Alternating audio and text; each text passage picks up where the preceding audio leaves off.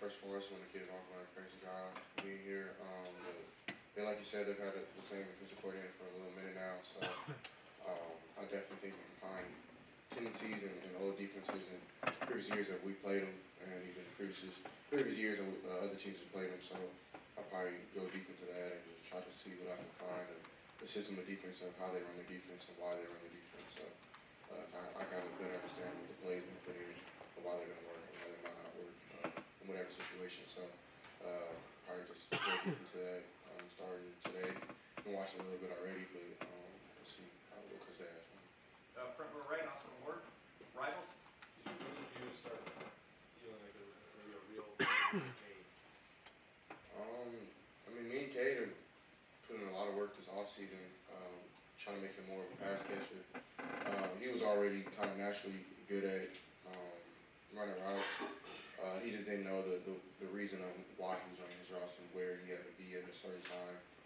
He's really good at man, but in the offseason we really worked on his zone routes, trying to get open in the right time and space at the time. So it kind of started then, and then it's just been building ever since. So I know I missed him on a couple other throws, but I know we'll get back to working.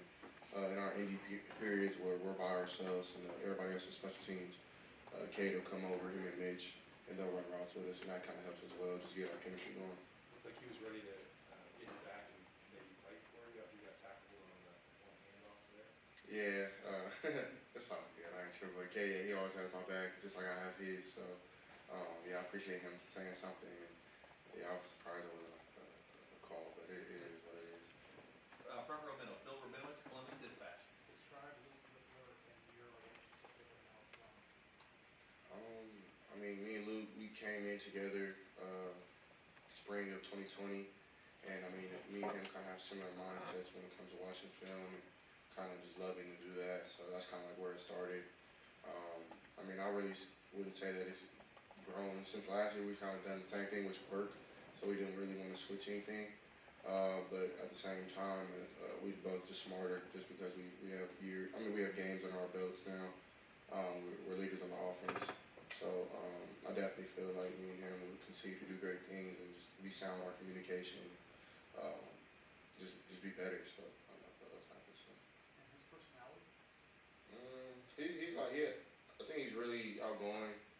He's definitely somebody people actually talk to in the Woody. He's not like somebody who walks around and doesn't talk to anybody. He's definitely outgoing, and I mean he's a cool guy to me. I mean he's tough. You can tell that he comes from a strong household. His dad, I met his dad a couple times. You can tell he's a strong dude. His mom as well. So he grew up kind of rough with his parents, just teach him how to live the right way with discipline and things like that. So he's very disciplined. At the same time, he knows how to have fun. So he's good to be around. Far left, Jared Smalley, WCMH. Hi, CJ. We've asked you the past couple weeks about expanding your game, rolling out of the pocket, extending plays from the team. Can you explain how that is going to diversify your portfolio, right? You're thinking like financials. You're thinking about how you can threaten the defense in so many different ways. How important is that to you, not only at this level, but at the next level as well, about presenting the diversity of skill to a defense to make them plan for it every week? I mean, I don't really honestly think about stuff like that. I just go out there and play. If the throw is there, I'm throwing the ball.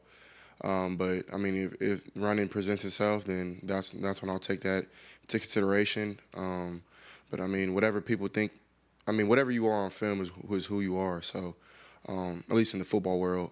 So, I mean, if that means I can run the ball, so be it. If it doesn't mean it at all, I'm not.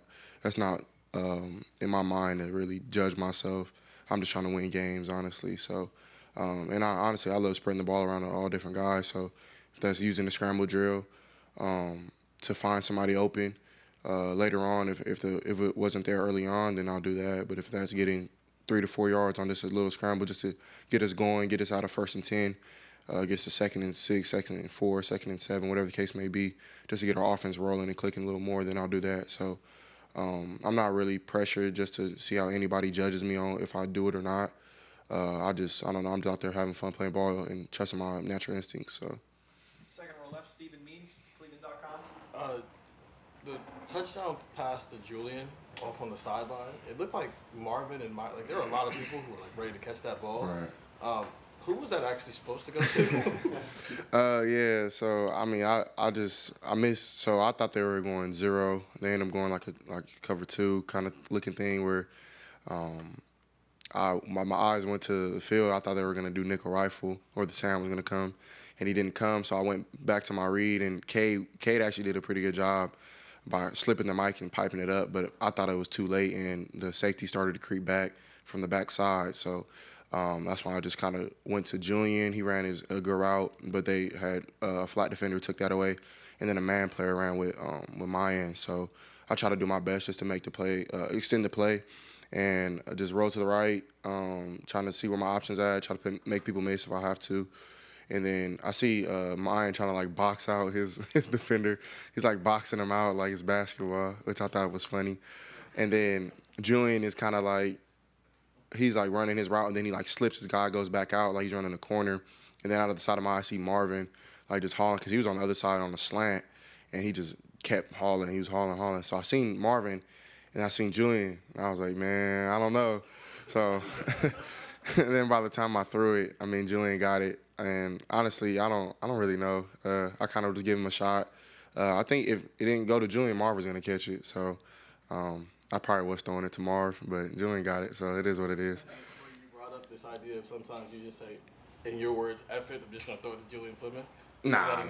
Heck nah, cause they wouldn't like that. So I gotta be smart with the football. He actually questioned me. He was like, "What'd you see?" I was like, "I knew I was throwing it to. I was throwing it to Marv, and he knew I was throwing it to Marv." So it ended up working. He likes when I create plays like that. Just got to be smart with the football, because it happened again in another drive. I think the end of the game, one of the end of the game plays of mine, and I just threw it away just to be smart. I accidentally hit a girl, and I apologize, whoever you are. I'm super sorry. I did not mean to. So. Yeah. Second row right, Doug Reese, Cleveland.com.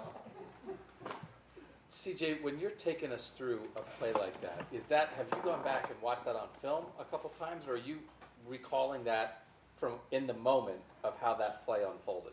A little bit of both. I like seeing things back there, because like we only get 12 games a year, so you got to bottle stuff up like that. You know what I mean? So it's not like basketball where you get 82, or like any other sport where you get a whole bunch of games. Baseball. So you have to like cherish these moments, even like the little ones, like moments I have with Luke, or moments I have with Marv, whatever the case may be, sideline moments.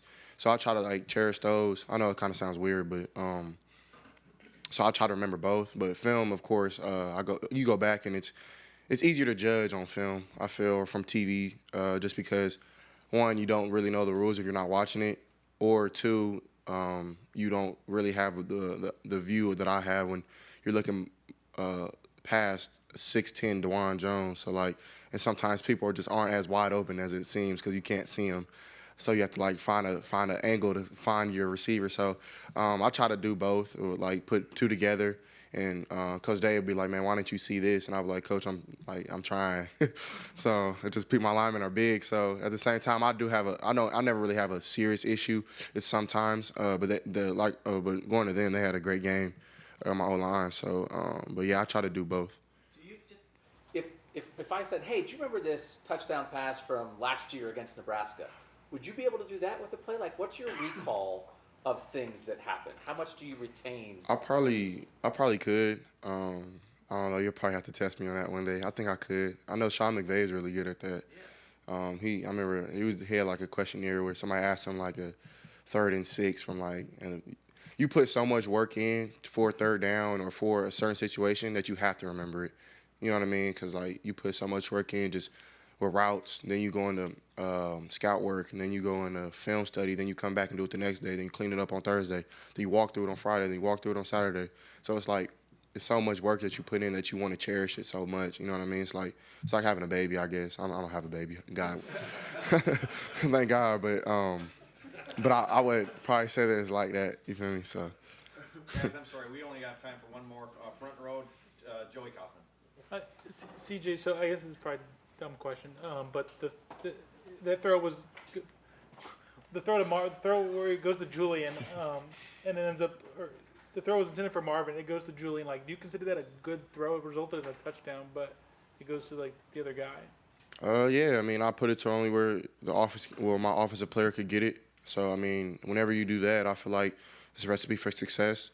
Because if I don't put the ball in harm's way and don't turn it over, then we have another shot on 4th down. So, I put it to where really only Marvin or Julian can get it, I guess. So, yeah, I'm happy with it.